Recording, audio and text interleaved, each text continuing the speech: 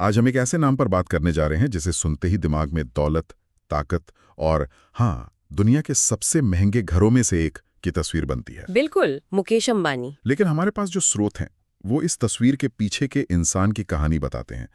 ये कहानी एक लड़के की है जो मुंबई की एक कमरे की चौल में पला बढ़ा। और जिसने दुनिया की सबसे बड़ी कंपनियों में से एक खड़ी कर दी। तो आज हम उनकी बैलेंस शीट नहीं बल्कि उनके दिमाग के अंदर झांकने की कोशिश करेंगे। हाँ, क्योंकि ये सिर्फ जीरो से हीरो बनने की कहानी नहीं है।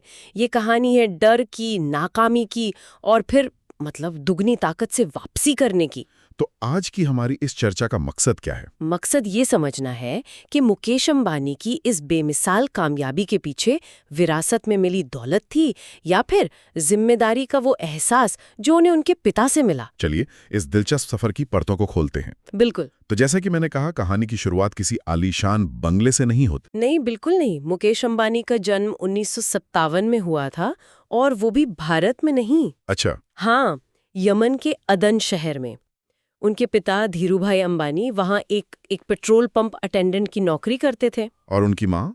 उनकी माँ कोकिलाबेन घर पर ही छोटे मोटे स्नैक्स बनाकर बेचती थी ताकि घर का खर्च चल सके। तो जब ये परिवार मुंबई आया तो वे भुलेश्वर की जय हिंद एस्टेट नाम की एक चौल में रहते थे। हाँ, सिर्फ एक कमरा। स्रोत बताते हैं कि वहाँ न कोई एयर कंडीशनर था, न कार, नहीं कोई नौकर। पूरा परिवार एक ही कमरे में, और बाथरूम भी कॉमन था जो कई दूसरे परिवार भी इस्तेमाल करते थे। ये आज की दुनिया से तो कल्पना करना भी मुश्किल है। पब्लिक बस में सफर करना, स्ट्रीट लाइट के नीचे बैठकर पढ़ना। हाँ, उन्होंने खुद एक इंटरव्यू में कहा था, मैंने पैसे की कीमत इसलिए सीखी क्योंकि हमारे पास वो ज्यादा था ही नहीं। लेकिन यहाँ एक सवाल उठता है। देखिए, बहुत से लोग मुश्किल हालातों में बड़े होते हैं। अंबानी के मामले में ऐसा क्या अलग था?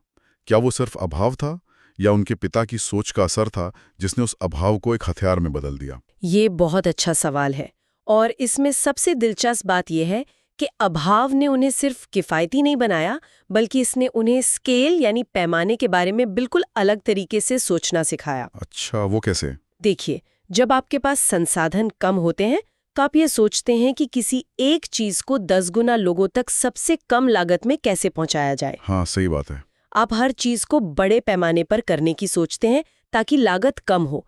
यही मानसिकता बाद में जियो की फ्री डेटा वाली रणनीति में साफ दिखाई दी कि लागत को बिल्कुल कम कर दो और स्केल को इतना बड़ा कर दो कि कोई मुकाबला ही ना कर पाए। एग्जैक्टली। तो ये सोच बचपन से ही तैयार हो रही थी। इसके बाद उनकी पढ़ाई हुई।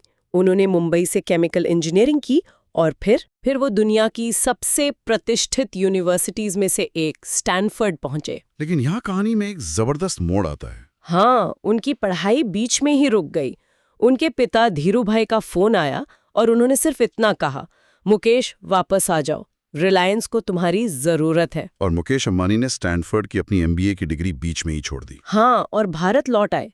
आज के जमाने में तो कोई स्टैनफोर्ड छोड़ने की सोच भी नहीं सकता। एक मिनट, लेकिन जब वो वापस आए तो क्या उन्हें सीधे किसी बड़ी पोस्ट पर बिठा दिया गया? क्योंकि अक्सर तो यही होता है, मालिक का बेटा है तो सीधा सीईओ ही बनेगा। नहीं, और यही बात उन्हें अलग बनाती है। उन्होंने परिवार के टेक्सटाइल बिजनेस को किसी शानदार केबिन से ज्वाइन नहीं किया। तो फिर उन्होंने एक ट्रेनी के तौर पर शुरुआत की। कोई बड़ा टाइटल नहीं, कोई खास बर्ताव नहीं। स्रोत बताते हैं कि वो फैक्ट्री के फ्लोर पर काम करते थे। हेलमेट पहनकर मशीनों के बीच? हाँ, बिल्कुल। हेलमेट पहनकर मशीनों के बीच घूमते थे और घंटों पसीने में खड़े रहकर काम की बारीकियों को समझते थे। ये सुनने में तो बहुत अच्छा लगता है, लेकिन क्या स्रोत इस पर भी कुछ कहते हैं कि क्या ये एक सोची समझी रणनीति थी या सिर्फ धीरूभाई का अपने बेटे को सख्त बनाने का एक तरीका? देखिए, बाहरी तौर पर ये ऐसा लग सकता है, लेकिन इसका एक गहरा रणनीतिक मकसद था। धीरूभाई जानते थे कि अगर रिलायंस को सिर्फ चलाना नहीं बल्कि दुनिया की सबसे बड़ी कंपनी बनाना है तो लीडर को जमीनी हकीकत पता होनी चाहिए। उसे पता होना चाहिए कि एक मशीन कैसे काम करती है, एक वर्कर को क्या मुश्किलें आती हैं। सही बात है। और प्रोडक्शन में कहाँ समय और पैसा बचाया जा सकता है। ये अनुभव बाद में उनके विशाल प्रोजेक्ट्स को मैनेज करने में बहुत काम आया। तो आप सिर्फ ऊपर से निर्देश नहीं दे सकते, आपको समस्या की जड़ पता होनी चाहिए। बिल्कुल। तो ठीक है, उन्होंने फैक्ट्री में काम करके जमीनी हकीकत समझ ली, लेकिन असली परीक्षा तब हुई जब उन्हें एक ऐसी इंडस्ट्री में उतरने को कहा गया जिसके बारे में रिलायंस कुछ नहीं जानता था। पेट्रोकेमिकल्स। हाँ। उस समय सब लोग हंस रहे थे। एक टेक्सटाइल कंपनी पेट्रोकेमिकल्स में जाएगी? ये तो मतलब नामुमकिन है। लेकिन मुकेश और धीरू भाई नियमों का पालन नहीं कर रहे थे। वे उन्हें फिर से लिख रहे थे। उन्होंने एक बहुत ही सीधी लेकिन गहरी बात समझी थी। अगर उन्हें टेक्सटाइल में दुनिया पर राज करना है तो उन्हें कच्चे माल पर यानी पॉलिएस्टर के धागे पर अपना पूरा कंट्रोल करना होगा। और यहीं पर वो एकीकृत सप्लाई चेन वाला आइडिया आता है ना। हाँ, लेकिन ये सिर्फ एक बिजनेस स्कूल का शब्द नहीं है। उस समय के भारत के संदर्भ में ये क्रांतिकारी विचार था। तब भारत में लाइसेंस राज था। कच्चा माल इंपोर्ट करना बहुत मुश्किल और महंगा था। अच्छा। तो धीरू भाई और मुकेश ने समझा कि अगर वो धागा बना रहे हैं तो उन्हें उस धागे को बनाने वाला कच्चा माल भी खुद बनाना होगा और उस कच्चे माल को बनाने वाला पेट्रोकेमिकल भी। मतलब उन्होंने पूरी की पूरी वैल्यू चेन पर कब्जा कर लिया। हाँ, तेल के एक अणु से लेकर पॉलिएस्टर की एक शर्ट तक।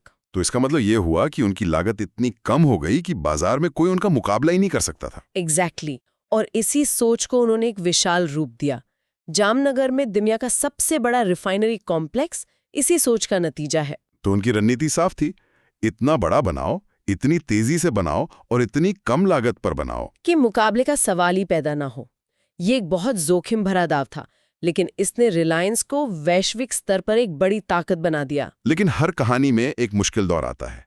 रिलायंस के लिए वो दौर 2002 में आया, जब धीरूभाई अंबानी का निधन हो गया। और सबसे बड़ी समस्या ये थी कि उन्होंने कोई वसीयत नहीं छोड़ी थी, कोई उत्तराधिकार की योजना नहीं, कुछ नहीं। और अचानक रिलायंस का विशाल साम्राज्य दो भाइयों मुकेश और अनिल अंबानी के बीच बंटवारे की लड़ाई में फंस गया। ये मुकेश अंबानी के जीवन का शायद सबसे मुश्किल दौर था। हाँ, भाइयों के बीच की लड़ाई सार्वजनिक हो गई, कंपनी की नींव हिल गई और शेयर धारकों में घबराहट फैल गई। स्रोत के मुताबिक मुकेश अंबानी ने पहली बार एक ऐसा डर महसूस किया जो उन्होंने पहले कभी नहीं किया था। सब कुछ खोने का डर। उन्होंने कारोबार का एक बड़ा हिस्सा खोया, मन की शांति खोई और सबसे बढ़कर पारिवारिक एकता खो दी।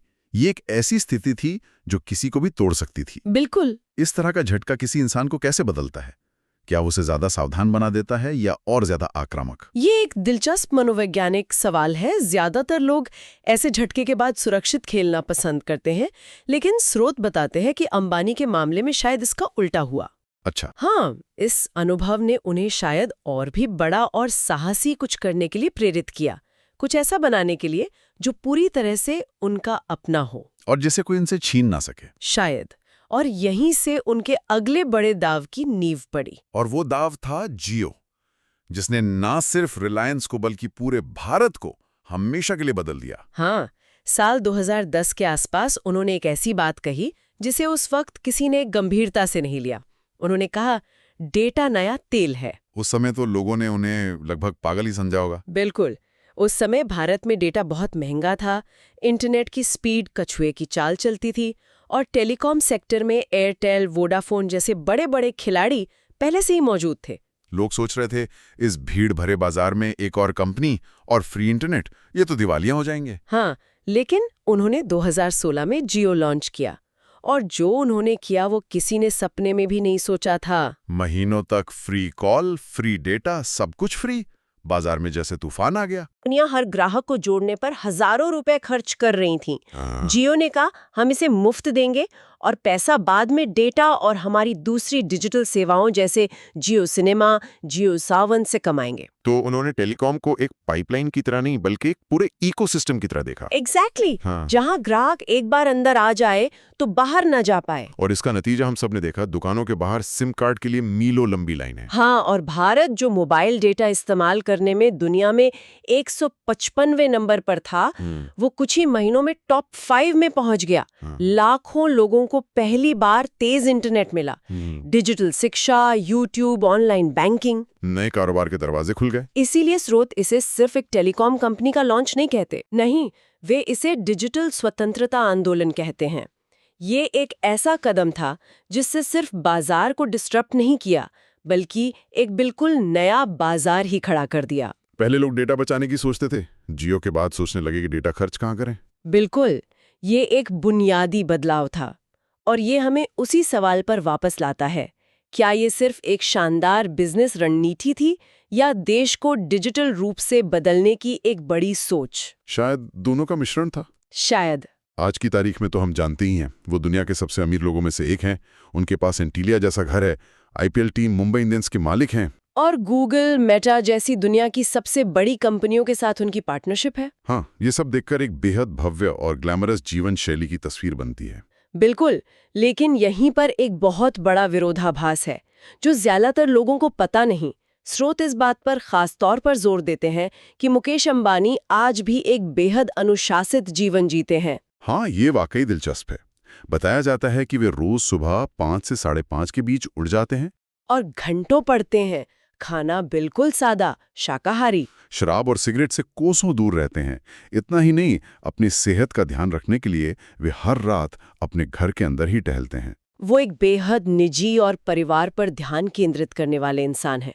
ये दिखाता है कि बाहरी दुनिया के लिए वे जितने बड़े कॉर्पोरेट लीडर हैं, व्यक्तिगत जीवन में वे उतने ही सरल और अनुशासित हैं। ये संतुलन शायद उनकी सफलता का एक और राज है। बिल्कुल, जो उन्हें इतनी ऊंचाई पर पहुंचने के बाद भी जमीन से जोड़े रखता है। जब आपका बाहरी जीवन इतना जटिल हो, तो शायद एक सरल निजी जीवन ही आपको दिमागी तौर पर स्थिर रखता है। तो इस पूरी यात्रा का एक चौल के एक कमरे से लेकर एंटीलिया की ऊंचाइयों तक का सार क्या है? मुकेश अंबानी अक्सर अपने कर्मचारियों से कहते हैं, दौलत वो नहीं है जो आप अपने पास रखते हैं, दौलत वो है जो आप दूसरों के लिए बनाते हैं। और यही उनकी कहानी का निचोड़ है। हाँ, ये कहानी पैसे की नहीं, मानसिकता की है। स्रोत के अनुसार उन्हें रिलायंस विरासत में नहीं मिला, उन्हें जिम्मेदारी विरासत में मिली। वे सिर्फ भाग्य के कारण सफल नहीं हुए, बल्कि साहस के कारण हुए। वो जोखिम लेने का साहस जो दूसरे लेने से डरते थे, चाहे वो पेट्रोकेमिकल्स में जाने का फैसला हो या जियो को लॉन्च करने का। दोनों ही मौकों पर दुनिया ने उन्हें असंभव कहा था। लेकिन उन्होंने साबित किया कि सही विजन और बड़े पैमाने पर काम करने के साथ कुछ भी संभव है। तो उनकी जिंदगी से सीखने वाली बातें साफ हैं। शुरुआत भले ही छोटी हो, लेकिन सोच हमेशा बड़ी रखो। लगातार सीखते रहो, जमीन से जुड़े रहो। और जब मौका मिले तो इतना बड़ा दांव खेलो कि पूरी दुनिया देखती रह जाए। और सबसे जरूरी, डर को कभी अपने ऊपर हावी मत होने दो। बिल्कुल, ये कहानी इस बात का सबूत है कि सफलता इस पर निर्भर नहीं करती कि आप कहाँ से शुरू करते हैं, बल्कि इस पर निर्भर करती है कि आप कहाँ जाने का फैसला करते हैं। एक चौल से शुरू होकर दुनिया के कॉर्पोरेट शिखर तक का ये सफर वाकई सोचने पर मजबूर करता है। इस पूरी चर्चा के बाद एक विचार मेरे दिमाग में घूम रहा है। स्रोत इस बात पर जोर देते हैं कि उन्होंने जिम्मेदारी को विरासत में पाया। तो क्या एक सफल साम्राज्य बनाने के लिए सिर्फ दूरदर्शिता और जोखिम लेने का साहस ही काफी है, या फिर उस जिम्मेदारी का गहरा एहसास होना भी जरूरी है जो आपको सिर्फ मुनाफे से नहीं बल्कि लाखों लोगों के जीवन पर पड़ने वाले असर से जोड़ता है? ये एक ऐसा सवाल है जिसका जवाब शायद हर उद्यमी और लीडर को अपने अंदर खोजना पड़ता है।